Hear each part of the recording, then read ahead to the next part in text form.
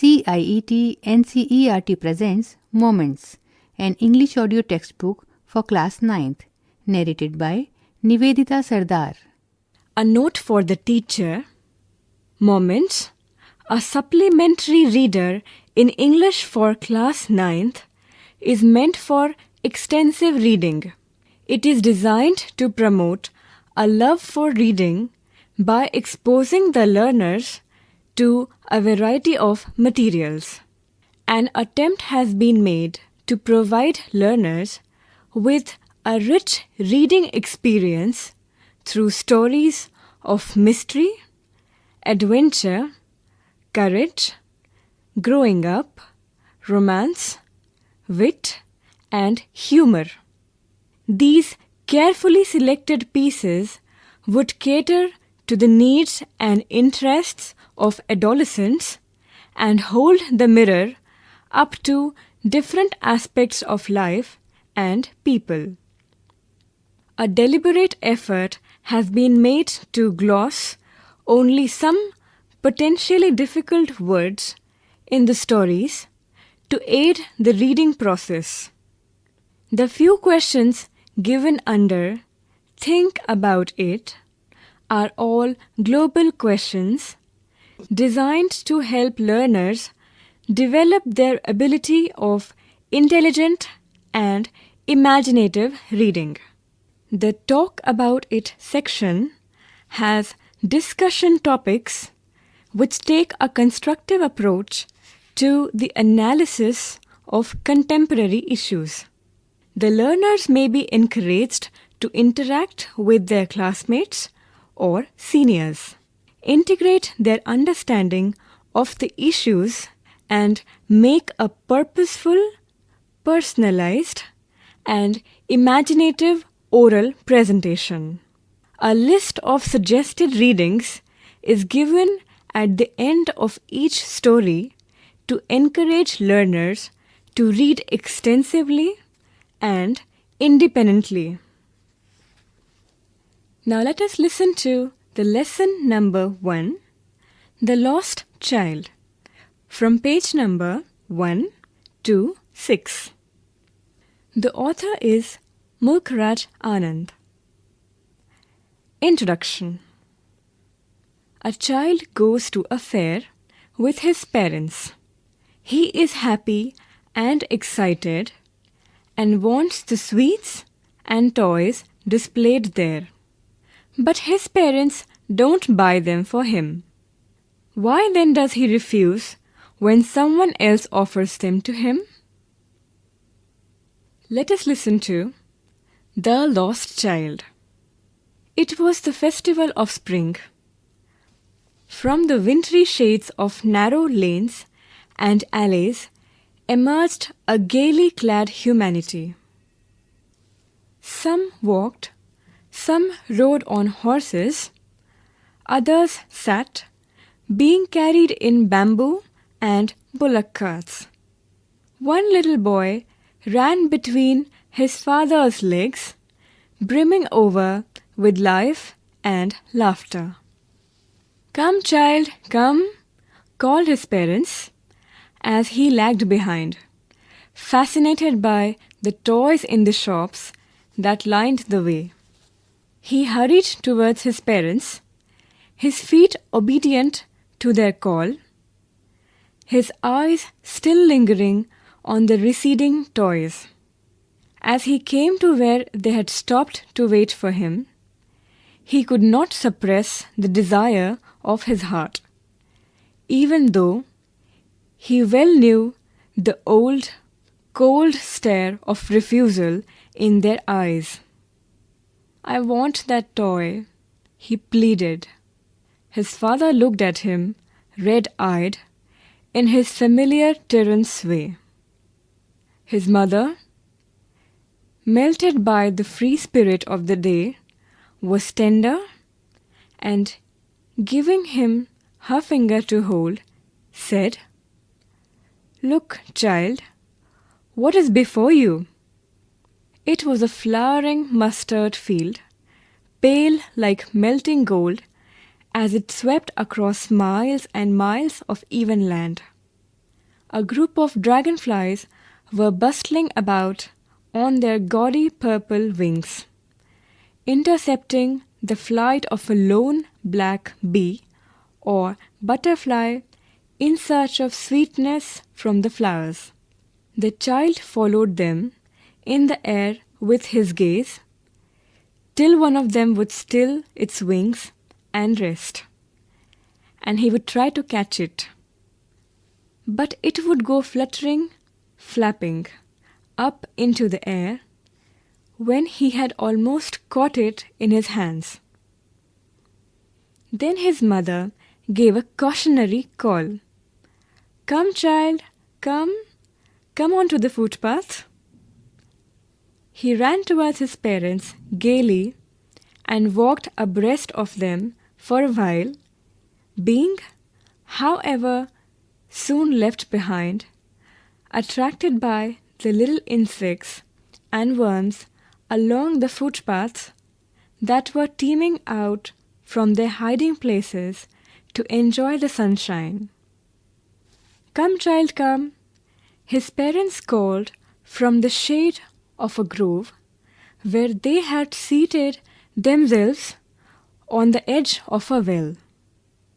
He ran towards them. A shower of young flowers fell upon the child as he entered the grove, and forgetting his parents, he began to gather the raining petals in his hands. But lo, he heard the cooing of doves and ran towards his parents, shouting, "The dove, the dove!" The raining petals dropped from his forgotten hands. "Come, child, come," they called to the child, who had now gone running in wild capers round the banyan tree, and gathering him up, they took the narrow, winding footpath which led to the fair through the mustard fields. As they neared the village, the child could see many other footpaths full of throngs converging to the whirlpool of the fair, and felt at once repelled and fascinated by the confusion of the world he was entering. A sweetmeat seller hawked gulab jamun, rasgulla, barfi, jalebi at the corner of the entrance, and a crowd pressed round his counter at the foot of an architecture of many-coloured sweets, decorated with leaves of silver and gold. The child stared open-eyed, and his mouth watered for the barfi that was his favourite sweet. "I want that barfi," he slowly murmured, but he half knew as he begged that his plea would not be heeded, because his parents would say he was greedy. So without waiting for an answer, he moved on. A flower seller hawked, "A garland of gulmohar, a garland of gulmohar." The child seemed irresistibly drawn. He went towards the basket where the flowers lay heaped, and half murmured, "I want that garland." But he well knew his parents would refuse to buy him those flowers because they would say that they were cheap. So without waiting for an answer, he moved on. A man stood holding a pole with yellow, red, green, and purple balloons flying from it. The child was simply carried away by the rainbow glory of their silken colours, and he was filled with an overwhelming desire to possess them all. But he well knew his parents would never buy him the balloons, because they would say he was too old to play with such toys. So he walked on farther.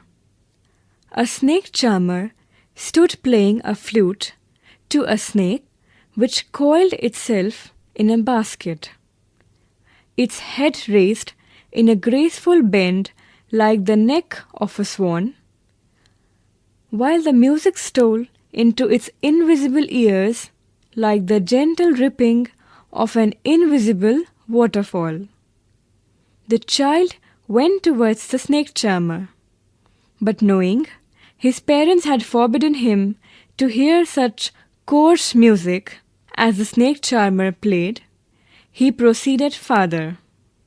There was a roundabout in full swing. Men, women, and children, carried away in a whirling motion, shrieked and cried with dizzy laughter. The child watched them intently, and then he made a bold request. "I want to go on the roundabout. Please, father, mother." There was no reply. He turned to look at his parents.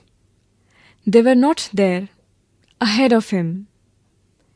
He turned to look on either side. They were not there. He looked behind. There was no sign of them.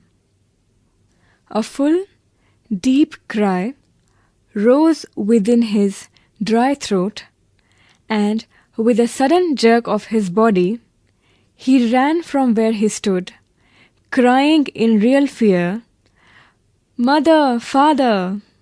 Tears rolled down from his eyes, hot and fierce. His flushed face was convulsed with fear. Panic-stricken, he ran to one side first, then to the other, hither and thither, in all directions, knowing not where to go. "Mother, father!" he wailed. His yellow turban came untied, and his clothes became muddy. Having run to and fro in a rage of running for a while, he stood defeated, his cries suppressed into sobs. At little distances on the green grass, he could see, through his filmy eyes, men and women talking. He tried to look intently among the patches of bright yellow clothes, but there was no sign of his father and mother among these people, who seemed to laugh and talk just for the sake of laughing and talking. He ran quickly again, this time to a shrine to which people seemed to be crowding. Every little inch of space here was congested with men, but he ran through people's legs, his little sob lingering, "Mother, father." Near the entrance to the temple, however, the crowd became very thick. Men jostled each other, heavy men with flashing, murderous eyes and hefty shoulders. The poor child struggled to thrust a way between their feet, but knocked to and fro by their brutal movements, he might have been trampled underfoot had he not shrieked at the highest pitch of his voice, "Father, mother!" A man in the surging crowd heard his cry and, stooping with great difficulty, lifted him up in his arms. "How did you get here, child? Whose baby are you?" the man asked as he steered clear of the mass. The child wept more bitterly than ever now and only cried, "I want my mother, I want my father." The man tried to soothe him by taking him to the roundabout. "Will you have a ride on the horse?" he gently asked as he approached the ring. The child's throat tore into 1,000 shrill sobs, and he only shouted, "I want my mother, I want my father." The man headed towards the place where the snake charmer still played on the flute to the swaying cobra. Listen to that nice music, child, he pleaded. But the child shut his ears with his fingers and shouted his double-pitched strain. I want my mother, I want my father. The man took him near the balloons, thinking the bright colors of the balloons would distract the child's attention and quieten him. Would you like a rainbow-colored balloon? He persuasively asked.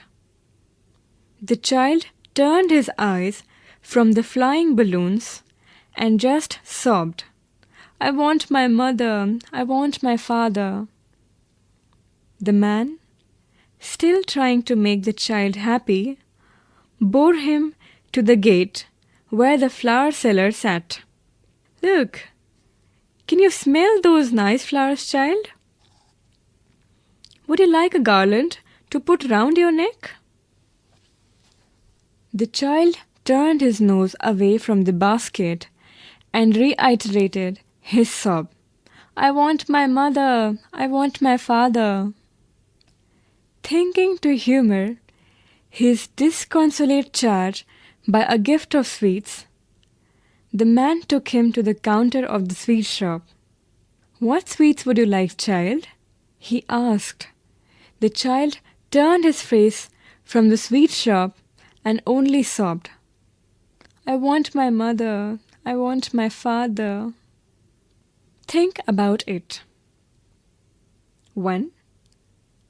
What are the things the child sees on his way to the fair? Why does he lag behind? 2. In the fair, he wants many things. What are they? Why does he move on without waiting for an answer? 3.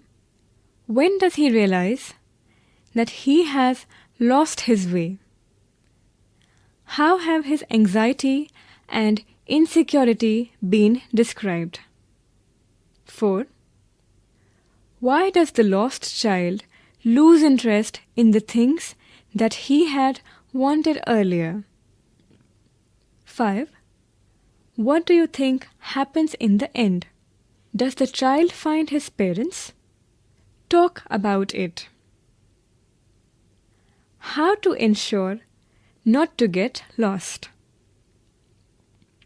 Suggested reading: The Coolie by Mulk Raj Anand, Kabuliwala by Rabindranath Tagore. Moments.